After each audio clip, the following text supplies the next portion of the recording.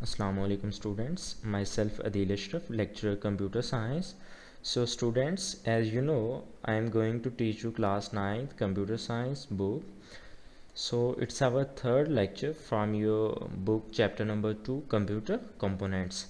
So students, as you know, I discussed in our previous lecture about computer components and computer components, computer hardware, software, types of computer software, and many more other things. So today our lecture is about organization of the computer. So students, let us begin. Basically जैसा कि आप जानते हैं कि आपके पास computer में different components हैं। जो हमारे प्रीवियस लेक्चर्स थे उसमें मैंने डिस्कस किया था basic two components of computer system, first one hardware and second one software. अब स्टूडेंट्स, हार्डवेयर में बहुत ज़्यादा आगे कंप्यूटर के अंदर कंपोनेंट्स होते हैं, बहुत ज़्यादा पार्ट्स होते हैं, सॉफ्टवेयर बहुत ज़्यादा किस्म के होते हैं, बहुत ज़्यादा ऑपरेशंस कंप्यूटर में जो परफॉर्म हो रहे होते हैं वो डिफरेंट सॉफ्टवेयर के थ्रू परफॉर्म हो रहे होते हैं। अब ऑर्गेनाइजेशन, सबसे पहले तो हमें पता होना चाहिए कि कंप्यूटर ऑर्गेनाइज किस तरह से हुआ है। बेसिकली जो ऑर्गेनाइजेशन है कंप्यूटर की, वो इस चीज़ को बता रही है कि कंप्यूटर के अंदर जो कंपोनेंट्स हैं वो आपस में किस तरह से असेंबल हैं, किस तरह से जुड़े हुए हैं, और उनके दरमियान कम्युनिकेशन किस तरह से होती है। जैसा कि सिंपल वर्ड्स में मैं आपके सामने अगर वन न्यूमैन का स्ट्रक्चर रखूँ, अब स्टूडेंट्स, आपको अभी इस चीज़ का इल्म नहीं होगा। वन न्यूमैन एक साइंटिस्ट था जिसने 1951 के अंदर कंप्यूटर का एक सिंपल बेसिक सा स्ट्रक्चर दिया था। उसने बताया था कि कंप्यूटर के अंदर चीज़ें कौन कौन सी होती हैं और ये काम कौन कौन सा परफॉर्म कर रही होती हैं। ये इंशाल्लाह हमारा नेक्स्ट लेक्चर है, नेक्स्ट चैप्टर में, चैप्टर नंबर 3 में वन न्यूमैन के स्ट्रक्चर को हम डिटेल के साथ डिस्कस करेंगे।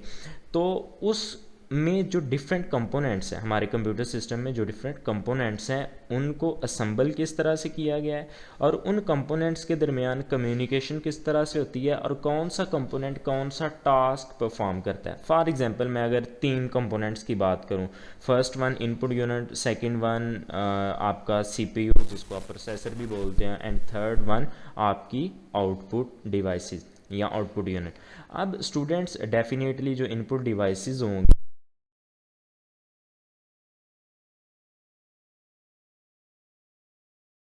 प्रोसेसिंग यूनिट है, वो उसके ऊपर प्रोसेसिंग अप्लाई करेगा। अब जब उसके ऊपर प्रोसेसिंग अप्लाई करेगा, आपकी जो इनपुट आपने इंटर किया है किसी भी इनपुट डिवाइस के थ्रू, उसके बाद उसके रिजल्ट्स जनरेट होंगे। अब जो आपके रिजल्ट्स हैं वो आपकी आउटपुट डिवाइस के ऊपर शो होंगे। तो ये बेसिक 3 कंपोनेंट्स सिंपल वर्ड्स में। अब ये आपके पास ऑर्गेनाइजेशन है कि किस तरह से कंप्यूटर कंपोनेंट्स आपस में असेंबल है, आपस में जुड़े हुए हैं, और वो कौन कौन से टास्क परफॉर्म कर रहे हैं और किस किस तरह से वो टास्क परफॉर्म हो रहे हैं। अब देखें, आज के लेक्चर में मैं कोशिश किया कि आपके लेक्चर को बहुत आसान बनाऊं ताकि आपको बहुत अच्छे तरीके से चीज़ों की समझ आ जाए। अब देखिएगा, computer performs the following 5 major functions. अब कंप्यूटर बहुत ज़्यादा फंक्शन परफॉर्म करता है, जो हम काउंट करने बैठे हैं तो आपको एक लंबी लिस्ट जो है वो तैयार हो जाएगी आपकी, लेकिन मैंने मेजर जो 5 मुझे लगे वो मैंने ऐड किए हुए हैं। एक्सेप्ट डाटा और instruction from input devices. Definitely जब आप इनपुट डिवाइस को यूज़ करते हुए कोई भी डाटा कंप्यूटर में इंटर करते हैं तो आपका कंप्यूटर उसको क्या करता है, एक्सेप्ट करता है, आपकी इनपुट को वो ले लेता है। आप जो डाटा इंटर करते हैं वो कंप्यूटर में एंटर हो जाता है। उसके बाद वो डाटा क्या हो जाता है, स्टोर हो जाता है। जब भी कोई भी डाटा हम कंप्यूटर सिस्टम में प्रोसेसिंग के लिए एंटर करते हैं तो वो फर्स्ट वन स्टेप में हमारा जब एंटर डाटा हो जाता है कंप्यूटर में तो उसके बाद वो स्टोर होता है।